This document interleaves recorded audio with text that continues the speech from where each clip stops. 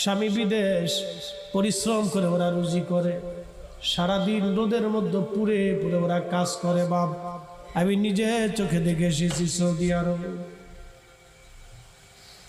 ক্লিনারগুলি প্রচন্ড লু হাওয়া, গরমের ভিতরে মুখ সুখ বেঁধে বেঁধে ওরা রাস্তা পরিষ্কার করে।